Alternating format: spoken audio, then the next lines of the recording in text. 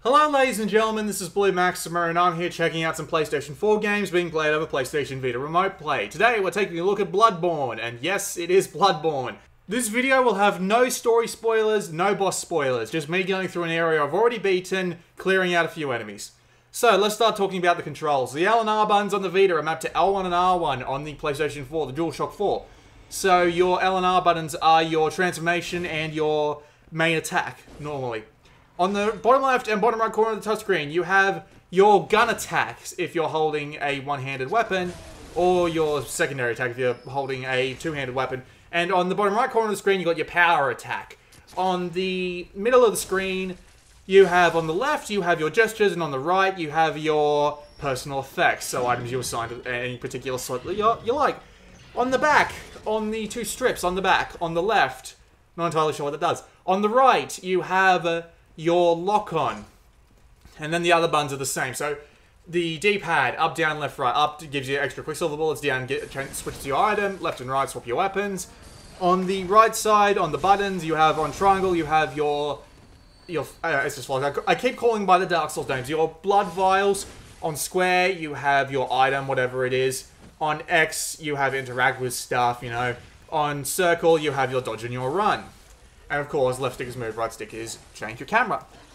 This isn't the most optimal scheme I've found, because having access to the gun and the heavy attacks, I find are a little bit more vital than having immediate button access to your blood vials and your items. Because you want to be using your heavy attack and your... you want to be using your heavy attack and your transformations, on your gun, I should say, on the go. Because having split-second access to them is what makes the difference between parrying an enemy and then getting a heavy attack in on them instead of, you know, failing miserably and getting your shit kicked in. But as you can see by the control scheme, you don't have immediate access to your gun unless you stop moving. And that difference that it will take between you stopping moving and shooting the bastard might be all that would stand between you and getting a good parry off, which is a real big pain in the ass. Meanwhile, over on the face buttons, you've got square and triangle locked away to somewhere where they, you know, they're just there because that's where they are on the DualShock 4 pad. There's no actual real thought put into where it might do well to actually swap buttons. So here's what I think would be good for Bloodborne. You take the gun and the transformation, not the transformation, the heavy attacks, and you put them on triangle and square.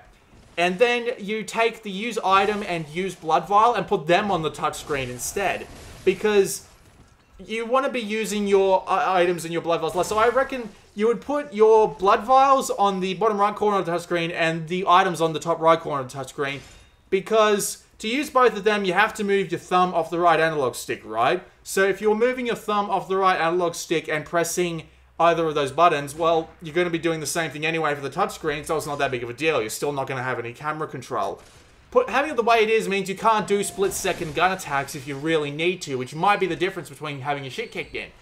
Which is kind of disappointing, really. I really wish they put a little bit more thought into that, or at least offered some form of customization, because even though I don't show the options menu here, there's no control customization whatsoever. You can do the camera sensitivity and all that if it's a little bit too sensitive for the small analog stick, but there's no button remapping, no nothing, there's nothing there. So, it's just a little bit disappointing is all, because you have stuff mapped to the touchscreen that you would really, really like to be able to use while you're moving, and having everything more mapped, I should say, towards the right hand would make this go a lot better. But since it's mapped to the bottom left, well, it turns out you end up using it less than you might want to. Me, personally, I don't use the gun that often because I just feel the need to do heavy attacks when they're out of range and coming in range. But for people who do like using the gun, having to stop moving every time you want to use your gun seems like a real big disadvantage, and it might be something that really screws with the ability to remote play.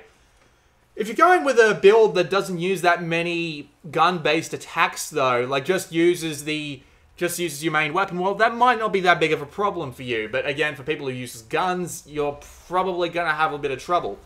However, there is also a bit of trouble that might pop up that you might not expect. And that's whether or not there's any interruptions with the remote play stream. Because as anyone who plays Bloodborne or Dark Souls or Demon's Souls or any of From Software's action RPGs would know, making one mistake is enough to get you killed in this game. So if there is even a slight variance of the frame rate of the stream to your Vita, you're going to get screwed, basically. Because if you're in the middle of a boss fight and it cuts out for even a second, you won't have a clue what's going on. I play roughly, I don't know, 10 feet from my router, which is about 15 feet from my PlayStation 4, so it's really, really close. I mean, obviously I could do better by having Ethernet plugged in, and that's probably recommended if you're going to do remote play. But they're really close together, and even then, sometimes I get interruptions, and sometimes I get dropouts for a couple of seconds that completely blur the image and make it impossible for me to see. So when that pops up out of nowhere, that might be a massive pain in the ass to someone who's trying to play. So that's just a little bit of a warning for you. If you're going to play Bloodborne over remote play, plug it into your Ethernet, or have it really, really, really close and hope you don't get into any sort of trouble when the game decides to drop out on you, because yeah, there's nothing else you can really do. Because if it does decide to drop out, I'm not playing with the 60 FPS update, because it's probably come out by the time this video's come out. I'm not playing with that. That might help with dropouts a little bit, but at the same time, it might even encourage them. I'll have to do a full-on remote play video with the 60 FPS to do a little bit of comparisons between the two.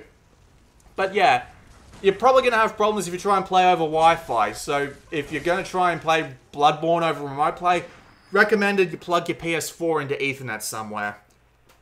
So just to sum everything up, I've just said over the last, I don't know, 6.5 minutes, the gun is in a really, really bad position, and it would be nice if it was over on the other side of the screen. It would be better if you just swapped the touchscreen controls and the triangle and square controls with each other, and then map the touchscreen controls to the right, so that you have access to everything you need with your right hand.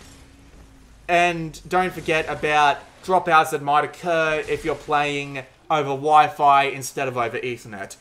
I recorded a lot more footage than I intended to use for this video, so I'm just going to let you watch it anyway.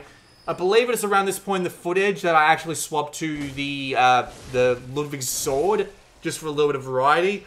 I'm not actually watching the clip right now, but yeah, this has been Blue Maxima checking out remote play on Bloodborne. Not the best, not the worst, but it really could be a lot better. I'll see you all next time.